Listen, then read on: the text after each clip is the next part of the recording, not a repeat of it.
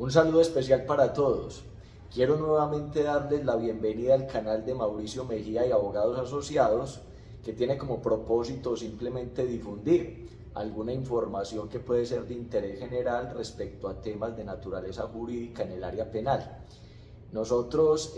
nos sentimos muy contentos por la acogida que está teniendo esta propuesta. Ya tenemos varios suscriptores, amigos, familiares y estudiantes de la Facultad de Derecho. Han aprobado, han recibido con beneplácito este canal. Espero que se siga difundiendo y que sigan apoyándonos, entonces suscribiéndose para que estén atentos a toda la información que en el futuro se les va a brindar. El día de hoy, pues la idea es presentar un nuevo video respecto al régimen de la libertad y su restricción en el ordenamiento jurídico colombiano. ¿Esto por qué? Porque fundamentalmente del video inicial pues quedaron algunos interrogantes o algunas inquietudes que considero prudente terminar de precisar. Quienes este sea el primer video que observan de este canal, les sugiero respetuosamente que también observen el primer video para que tengan la información general y de esa manera sea para ustedes más fácil entrar a digerir lo que a continuación se va a manifestar ya a título de precisión. En el video anterior, pues nosotros hablábamos del derecho fundamental a la libertad y decíamos que tiene consagración expresa en la Constitución Nacional, en el artículo 28, donde dice que todas las personas son libres, nacen libres y en virtud de esa libertad no deben ser incomodadas o molestadas en su intimidad, en su familia, no deben ser sometidas a restricciones de su libertad ni a detención, salvo que exista orden expresa, escrita por autoridad judicial competente, con el lleno de las formalidades legales. Y de allí entonces nosotros concluíamos que es un derecho bien importante, pero que no es un derecho absoluto, que en algunas oportunidades tiene que ceder conforme a unas reglas de juego que nosotros tenemos como sociedad. Esas reglas de juego básicamente en lo que tiene que ver con la forma en la que ese derecho a la libertad cede, las encontramos en el Código de Procedimiento Penal, Ley 906 del año 2004 y particularmente en los artículos 297 y siguientes de esta normatividad. Decíamos nosotros que las dos formas en las que ese derecho a la libertad tiene que ceder es cuando justamente se presenta una orden escrita emitida por una autoridad judicial, que en nuestro medio no es otra autoridad que el juez de control de garantías, con el cumplimiento de todas las formalidades legales, y que la otra forma en la que puede ceder ese derecho a la libertad es cuando la persona es detenida en situación de flagrancia, es decir, cometiendo un delito o en ciertas circunstancias que nos dan a entender que momentos antes o minutos antes participó de la comisión de un delito. En esa oportunidad, cuando hablábamos de este tema en el video anterior, decíamos que inmediatamente se presenta la detención de una persona por alguna de estas dos situaciones, se activan inmediatamente unos derechos. Pero dejamos ese tema en pausa en esa oportunidad a efectos de desarrollarlo con mucha más serenidad en esta oportunidad, porque claro, todos quedaron entonces inquietos por saber cuáles son esos derechos que inmediatamente se activan. Fundamentalmente esos derechos los extraemos del artículo 303 del Código de Procedimiento Penal. ¿Cuáles son? Son el derecho a saber, inmediatamente se está presentando esa captura, cuál es el motivo de la misma, cuáles son los hechos o circunstancias que se le están enrostrando a la persona que está siendo detenida, que tienen relevancia penal, una relevancia penal tan trascendente, tan importante, que justamente dan lugar a justificar el acto de detención o de restricción a esa libertad, que se le permita informarle a una persona de su absoluta confianza lo que está sucediendo, para que no se presente ningún tipo de arbitrariedad frente a esa restricción a la libertad, que se le permita entrevistarse con un abogado de su confianza en el menor tiempo posible, y si no tiene abogado de confianza, pues entonces permitirle acceder a un abogado del Sistema Nacional de Defensoría Pública costeado por el Estado. Recibir en todo momento buen trato y en el término de la distancia pues ser llevado para ser puesto a disposición de un fiscal general de la nación, que será el encargado de hacer ese primer filtro de legalidad, mirar que se hayan respetado todas esas formalidades de una forma aceptable, de una forma correcta, para poder continuar con ese proceso de detención.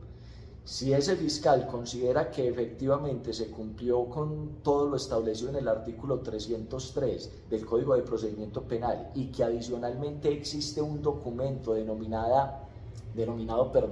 acta de derechos del capturado que da fe que todo eso se cumplió, pues entonces el fiscal determinará si es prudente continuar con esa detención para que sea legalizada ante un juez de control de garantías.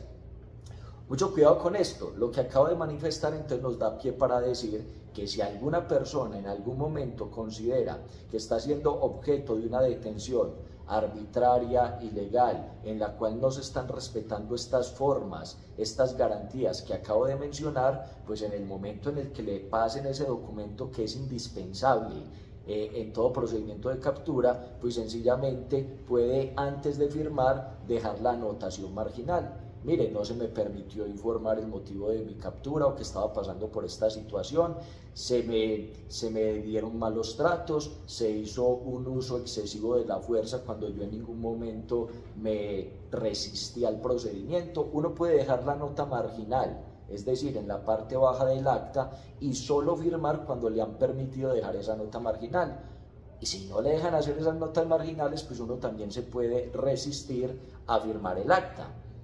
Eso eventualmente puede servir para justificar que se presentaron algunas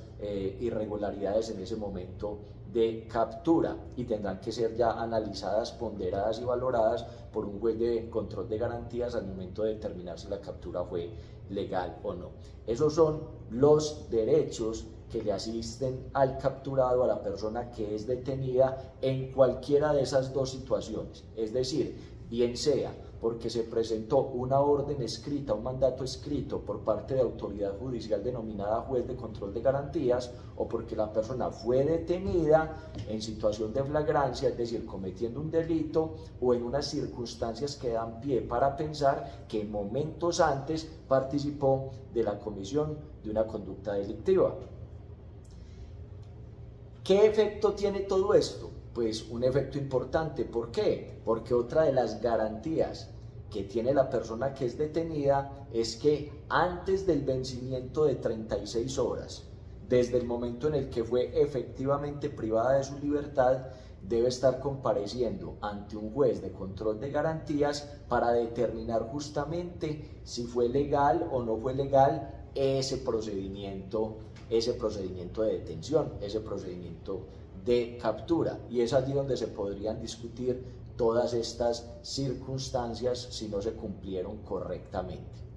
Mire, cuando yo voy a una audiencia de control de legalidad de una captura, pues básicamente me ocupo de analizar tres momentos importantes. Tres momentos si es que la captura se dio por orden escrita, emanada o emitida por un juez de control de garantías. De lo contrario, simplemente me ubicaré en dos momentos para analizar la legalidad de ese procedimiento de captura. ¿Cuál es el primer momento? Pues obviamente mirar si la orden de captura emitida por ese juez de control de garantías es una orden completa, bien elaborada, con toda la rigurosidad que la ley procesal establece, que indique quién es la autoridad que está emitiendo la orden de captura, que indique en qué fecha se realizó la audiencia en la cual se llegó a esa decisión, que indique cuáles son los motivos que sirvieron para fundamentar, para justificar la orden de captura, que nos indique cuáles son los hechos que se le reprochan a la persona que va a ser objeto de la captura, que la orden de captura esté dentro de su vigencia. ¿Cuál es la vigencia? Por regla general, 1 año, pero vale la pena precisar desde ya que esa vigencia de 1 año es prorrogable indefinidamente según las necesidades de cada indagación o de cada investigación, a solicitud de la Fiscalía General de la Nación. Todo eso se debe revisar para determinar que efectivamente se podía presentar esa detención. En las audiencias yo doy mucho batalla por analizar sobre todo lo que tiene que ver con los motivos fundados. ¿Por qué? Porque ha venido haciendo carrera la idea de que esa situación, pues ya cuando estamos en presencia de un juez de control de garantías para revisar la legalidad del procedimiento de captura, pues no tiene mucha relevancia por cuanto de eso ya se ocupó otro juez de control de garantías. En mi caso,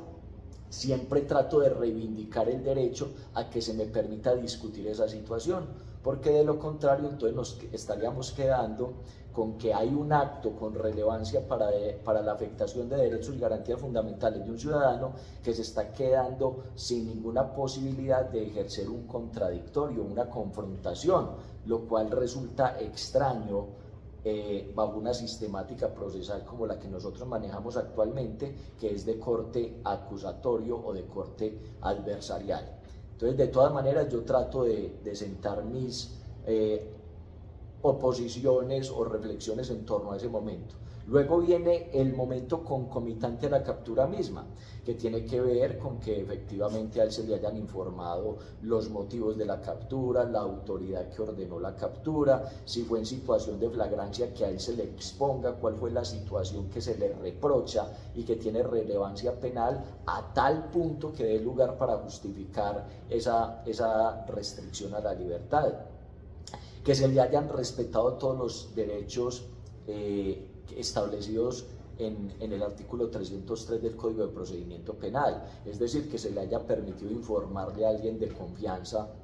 el motivo de la captura, dónde se encontraba capturado, a expensas de quién o por orden de quién, que se le haya permitido buscar el acompañamiento de un abogado en el menor tiempo posible y entrevistarse con él, que se le haya brindado buen trato. Eso es supremamente relevante, porque el uso de la fuerza, que en muchas ocasiones es necesario para la materialización o la concreción de un procedimiento de captura, no puede ser desmesurado, tiene que ser exclusivamente necesario para reducir a la persona al punto de llevarla a ese estado de detención, pero no hay por qué brindarle tratos crueles, inhumanos y degradantes que resultan desproporcionados, desbordados, y si eso se llega a presentar, pues esa será una razón de mucho peso para solicitar la ilegalidad de la captura y por ende que el juez ordene que a esa persona se le restablezca inmediatamente la libertad. Es de mucha tensión esa situación. Y por último, el estadio posterior. ¿Qué es ese estadio posterior a la captura misma? Que se hayan respetado unos tiempos. ¿Cuáles son esos tiempos? Mire, si la captura fue por agentes de policía en cumplimiento de una orden de captura, tienen que a la mayor brevedad posible o en el término de la distancia poner a esa persona a órdenes del fiscal que está adelantando la investigación, y este fiscal a su turno, en el menor tiempo posible y sin superar, eso sí es inexcusable, sin superar las 36 horas, debe estar compareciendo ante un juez de control de garantías para que él revise la integridad del procedimiento. Todos estos estadios, el estadio previo, concomitante y posterior. Entonces, eso es lo que se analiza en ese tercer momento, que no hayamos sobrepasado esas líneas temporales. Término de la distancia para que la persona sea puesta a disposición del fiscal que adelanta la investigación, y una vez el fiscal esté al tanto de la situación, que no se superen las 36 horas, contadas desde el momento de la captura misma, sin que un juez de control de garantías esté haciendo una revisión formal y material de todo lo relacionado con la captura. Si se supera ese término de las 36 horas, pues sobra decir que la captura habrá sido ilegal y que al juez de control de garantías, en el momento en el que estemos enfrente a él, no le quedará más remedio que decretar o declarar la ilegalidad de la captura y restablecer el derecho a la libertad de esta persona. Cualquier decisión que se tome en esa audiencia es susceptible de recursos de reposición y de apelación, y en el evento en el que se implemente o se solicite el recurso de apelación, este se concederá en el efecto devolutivo, es decir, la decisión que adopte allí el juez tendrá cumplimiento inmediato a pesar de la eventual revisión que se haga posteriormente. Bueno, habíamos dicho también en el video anterior que esas dos eventualidades de detención o de captura tienen como único propósito permitirle a la Administración de Justicia agotar un acto que es un acto de imputación, mediante el cual la persona se vincula formalmente con una investigación. Y habíamos dicho en el video anterior que, agotado ese acto de imputación, la regla general es que la persona debería quedar inmediatamente en libertad, porque igual todavía se presume inocente y debe ser tratada como inocente hasta que termine el proceso penal. Y aquí apenas estamos iniciando el proceso penal. Sin embargo, advertíamos allí que existen algunas situaciones o algunas circunstancias que dan lugar a que se prolongue esa detención de la libertad bajo una figura jurídica que se llama medida de aseguramiento. Habíamos dicho en el video anterior que esa medida de aseguramiento solo se puede ordenar por parte de un juez de control de garantías a solicitud de la Fiscalía o de la víctima o el representante legal de la víctima cuando se cumplieran unos fines constitucionales y legales establecidos también acá en la Ley Procesal Penal. ¿Cuáles eran esos fines? Posible obstrucción a la justicia, posible peligro para la comunidad o para la víctima y posible no comparecencia del procesado a la actuación o eventual no cumplimiento de la pena que se imponga. Pero en ese momento también alguien me hizo saber, venga, explíqueme eso, ¿cómo así que la víctima? ¿Por qué la víctima? ¿Tiene tanto poder la víctima dentro del proceso penal que puede llegar al nivel de solicitar ella misma que se imponga una medida de aseguramiento con todo lo que esto implica, aun cuando la Fiscalía no lo haga? Y efectivamente sí, la respuesta es que sí. Esta prerrogativa de solicitar la imposición de una medida de aseguramiento está establecida en el artículo 306 del Código de Procedimiento Penal, y cuando usted mira la literalidad de ese texto se va a encontrar con que es una facultad que se le entregó a la Fiscalía General de la Nación. Pero por allá en el año 2007 la Corte Constitucional revisó la constitucionalidad de esa norma y la declaró condicionalmente exequible. ¿Condicionalmente a qué? Condicionalmente a que se entendiera que cuando la Fiscalía General de la Nación no hiciera uso de esa prerrogativa, desistiera de la solicitud de una imposición de medida de aseguramiento, pues la víctima directamente o por conducto de su representante legal podía hacerle la solicitud al juez de control de garantías para que éste se pronunciara en torno a la posibilidad de implementar esa medida de aseguramiento. No. ¿Qué se necesita? Pues se necesita que igual se cumpla con la carga argumentativa necesaria para evidenciar, para acreditar que se requiere la imposición de esa medida de aseguramiento para el cumplimiento de uno de aquellos fines constitucional y legalmente ya referenciados: obstrucción, no comparecencia o peligro para la víctima y la sociedad. Puede ser frente a uno solo de estos tópicos o a varios, pero es infaltable que se acredite por lo menos el cumplimiento de una de esas finalidades. Para poder acreditar el cumplimiento de estas finalidades se requiere un mínimo de material con vocación probatoria que indique que se requiere esa medida para el cumplimiento o para garantizar el cumplimiento de esos fines constitucionales y legales.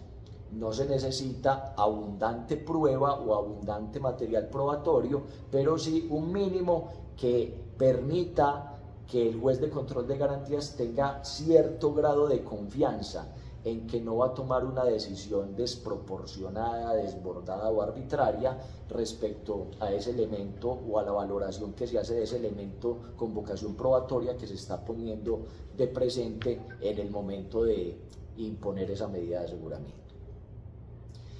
Habíamos dicho nosotros en el video anterior que esa medida de aseguramiento pues no es indefinida en el tiempo, que se tiene que regir por unos parámetros temporales en relación con la actuación. Y básicamente lo que decíamos es que se tienen que estar desarrollando unos actos procesales en tiempo oportuno para poder justificar la idea de que la medida de aseguramiento se siga prolongando en el tiempo hasta que tal vez logremos resolver el caso. Y decíamos que esas líneas de tiempo son las siguientes: entre la audiencia de formulación de imputación y la presentación del escrito de acusación no pudieron haber pasado más de 150 días, que entre la presentación del escrito de acusación y la iniciación o instalación del juicio oral no pudieron haber pasado más de 120 días,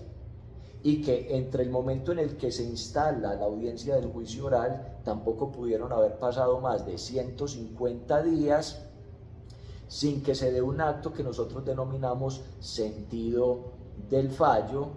mediante el cual se diga que la persona tal vez es responsable de ese delito y que por ende debe seguir privada de la libertad. Esa es la regla general respecto a los momentos procesales que se deben concretar o materializar para justificar que se siga presentando esa medida de aseguramiento. Pero eso tenía unas excepciones, lo habíamos mencionado en la charla anterior. ¿Cuáles son esas excepciones? Que esos términos de tiempo se duplicarán cuando estemos en presencia de una investigación que tenga que ver con delitos que son de competencia de los jueces penales del circuito especializado, cuando se trate de delitos en los que hay concurso de personas, es decir, son 3 o más las personas involucradas presuntamente con esa investigación, o cuando estemos en presencia de delitos de corrupción. Es decir, ya no van a ser 150 días, 120 y 150, sino que van a ser 300, 240 y 300, atendiendo pues a lo que ya explicamos de cuáles son los actos procesales que sirven de frontera formal para la consolidación de que esa medida de aseguramiento pueda seguir extendiéndose en el tiempo. Pero me faltó en el video anterior explicar una situación particularísima, que tiene que ver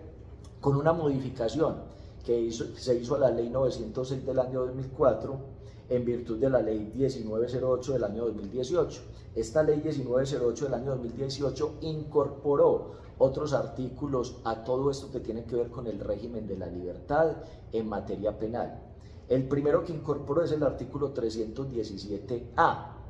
que básicamente lo que nos dice es que hay unas personas que van a ser investigadas por unos delitos que tienen que ver con agrupaciones delictivas y con la vinculación a agrupaciones armadas organizadas, y que cuando estemos en presencia de una persona que está siendo investigada por uno de estos eventos, entonces también se van a aumentar esos lapsos temporales que justifican la prolongación de la imposición de la medida de aseguramiento. ¿Cuáles van a ser? Cuando estamos en presencia de personas pertenecientes a grupos delictivos, entonces los rangos de tiempo van a ser 400, 500 y 500. Es decir, deben haber transcurrido 400 días entre la formulación de la imputación y la presentación del escrito de acusación para que la persona pueda aspirar a reivindicar su libertad por vencimiento de términos. ¿Cuándo? Si finalizados esos 400 días, pues no se ha presentado ese escrito de acusación. El segundo ámbito temporal, entre la presentación de ese escrito de acusación y el inicio del juicio oral, tuvieron que haber pasado 500 días. ¿500 días sin qué? Justamente sin que se realice la audiencia mediante la cual se instala el juicio oral. Si eso no se presenta, entonces la persona puede tener la aspiración a que se le restablezca o se le restituya la libertad por un vencimiento de términos. Y el último tiene que ver con que hayan transcurrido 500 días entre el momento en el que se instaló la audiencia del juicio oral, sin que se haya dado dentro de esa misma audiencia del juicio oral el acto mediante el cual el juez de conocimiento emite sentido del fallo condenatorio. Si no se ha dado ese acto procesal, la persona también queda habilitada para solicitar libertad por vencimiento de términos. Finalizo simplemente este bloquecito explicando que todos esos términos de los que acabo de hablar se cuentan calendario, de manera corrida, de manera calendario, por lo que ya anotábamos en el video inicial. Otro tema que quedó ahí como pendiente de algún tipo de precisión. Decíamos nosotros en el video inicial que el término máximo de una medida de aseguramiento es de 1 año. Es decir, aquí ya no estamos hablando del cumplimiento de ciertos actos procesales que den lugar a la prolongación de la privación de la libertad vía medida de aseguramiento, sino que en términos generales no puede transcurrir más de 1 año sin que a la persona se le haya resuelto el caso, porque si transcurrió más del año y no se ha resuelto el caso, la persona también puede solicitar que se le levante la medida de aseguramiento y que recupere su libertad. Pero esto tiene algunas excepciones que mencionamos en la clase anterior. ¿Cuáles son las excepciones? Mire, esa vigencia máxima de 1 año puede ser prorrogable por 1 año más. 1 año más, ¿en qué eventos? En eventos que tengan que ver con delitos que son de competencia de los jueces penales del circuito especializado, que decíamos que son los delitos más graves que nos podemos llegar a imaginar sin necesidad de que en este momento empecemos a detallarlos, que pueden ser delitos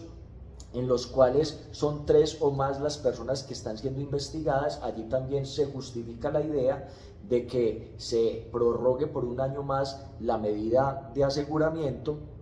Y adicionalmente en delitos que tengan que ver con actos de corrupción o delitos contra la libertad, integridad y formación sexual de las personas. Cuando estamos en esos eventos, entonces la medida de aseguramiento se puede prorrogar por 1 año más. En el video anterior decíamos, estén muy atentos a esa situación porque uno prorroga lo que no ha vencido. Si dejaron vencer el año inicial, después no pueden acudir a una prórroga porque ya se habría materializado, concretado el derecho a que esa persona recupere su libertad. Si la fiscalía o la víctima están interesadas en prorrogar la vigencia de esa medida de aseguramiento, tienen que acudir ante un juez de control de garantías antes del vencimiento del primer año, para que quede claro. Después de que finaliza el 2.º año, es decir, la prórroga de esa medida de aseguramiento, si el proceso no se ha resuelto en su integridad, al juez de control de garantías no le quedará más remedio que levantar la restricción a la libertad y tal vez imponer medidas de aseguramiento no privativas de la libertad, como cuáles: prohibición de salir del país, prohibición de frecuentar ciertos sitios, prohibición de frecuentar ciertas personas, prohibición de estar en ciertos horarios en lugares públicos y cosas similares. Pero al fin y al cabo ya la persona gozando de su libertad, estando por fuera del establecimiento de reclusión o por fuera de su lugar de domicilio.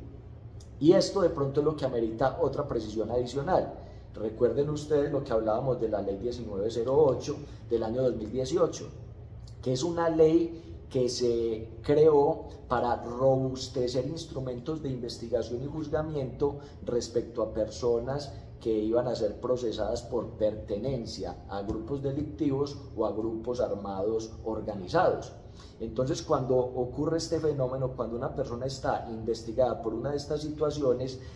esa medida de aseguramiento ya no tendrá un término máximo de 1 año, sino que lo tendrá de 3 años si son personas que están siendo vinculadas con grupos delictivos organizados, y de 4 años si son personas que están siendo vinculadas con grupos armados organizados. Lo que hay que tener presente aquí es que como en estos eventos la detención entonces tendrá una duración definitiva más larga, allí no será posible prórroga. Imagínense ustedes una prórroga de una medida de aseguramiento cuya vigencia inicial era de 3 o 4 años, se terminaría convirtiendo en una detención preventiva de 6 o de 8 años según el caso, casi equivalente a lo que pudiera ser el cumplimiento real de una condena cuando la persona es hallada responsable de un delito. Entonces ahí hay que ser muy moderados. No hay prórroga en estos 2 eventos. Lo que ocurre es que, vencido el plazo de los 3 o los 4 años según el caso, el juez tendrá que levantar la medida de aseguramiento privativa de la libertad y podrá imponer una medida de aseguramiento no privativa de la libertad, como una de aquellas que acabamos de mencionar hace unos minuticos, sin prórroga. Ahora es importante hablar de la revocatoria, es decir, qué posibilidades o qué alternativas tiene la persona, el ciudadano, al que se le impone una medida de aseguramiento para recuperar su libertad. Básicamente la encontramos en el artículo 318 del Código de Procedimiento Penal y nos indica que la persona, o sea, quien está afrontando, soportando la detención preventiva, puede solicitar la revocatoria de esta. ¿Cuándo? En dos eventos fundamentalmente. Primero, cuando se presente un vencimiento del término establecido para consolidar ciertos actos de investigación y juzgamiento que son los que acabo de mencionar. Si pasaron los días que ya había mencionado según el caso, desde el momento en el que se imputa, sin que se haya presentado el escrito de acusación, pues vía revocatoria de la medida de aseguramiento, la persona se puede presentar ante un juez de control de garantías, evidenciar, demostrar esa situación y el juez de control de garantías debería levantar la medida de aseguramiento para que esa persona recupere su libertad. Lo mismo ocurre si se cumple ese plazo temporal, según los casos que habíamos analizado, desde el momento en el que se presenta el escrito de acusación sin que se haya dado la audiencia de instalación del juicio oral. Entonces la persona va ante el juez para solicitar la revocatoria por vencimiento del término. Y en el tercer caso también, si desde el momento en el que se instala el juicio oral han transcurrido alguno de los plazos que ya mencionamos para que se tenga un acto denominado sentido del fallo condenatorio, entonces esa persona podrá acudir ante el juez de control de garantías para solicitar la revocatoria. Pero adicionalmente también podrá solicitar la revocatoria cuando logre obtener información legalmente obtenida, elementos con vocación probatoria, elementos que soporten la idea de que esas finalidades que en su momento justificaron, sirvieron para convencer al juez de que era necesario imponer una medida de aseguramiento, ya han desaparecido. Si producto de las labores investigativas de la defensa se logra recopilar material que indique que esa persona no es de ninguna manera un peligro para la sociedad o para la víctima, que esa persona no va a obstruir el debido ejercicio de la administración de justicia y que esa persona tiene todo lo necesario para garantizar comparecencia al proceso y que eventualmente, si se da una condena, también cumplirá con la condena, puede realizarse la audiencia de solicitud de revocatoria de la medida de aseguramiento para que el juez de control de garantías pondere, valore si se justifica o no levantar esa medida de aseguramiento. Cualquiera sea la decisión que adopte el juez de control de garantías en sede de esa audiencia revocatoria de medida de aseguramiento, esa decisión es susceptible también de recurso, de reposición y de apelación, igual que lo era la decisión mediante la cual se impuso la medida, pero ese recurso, en caso de concederse el de apelación, se considera en el efecto también devolutivo, es decir, la decisión del juez se cumplirá de inmediato independientemente de que tenga la posibilidad de ser revisada por su superior funcional en vía de ese recurso de apelación. ¿Cuántas veces se puede solicitar esa revocatoria de la medida de aseguramiento? Pues el texto original del artículo 318 de la Ley 906 de 2004 nos hablaba de que se podía intentar la revocatoria una sola vez. Pero esa partecita fue declarada inconstitucional y hoy en día lo que debemos entender es que la defensa puede solicitar revocatoria de la medida de aseguramiento tantas veces como lo considere pertinente, prudente y posible, siempre y cuando tenga un nuevo elemento que le permita robustecer la tesis, que en algún momento tal vez no fue lo suficientemente sólida para que el juez revocara la medida. Entonces uno puede seguir ahondando en actividades investigativas para recopilar elementos con vocación probatoria que le permitan presentarse nuevamente ante un juez de control de garantías a que revise nuevamente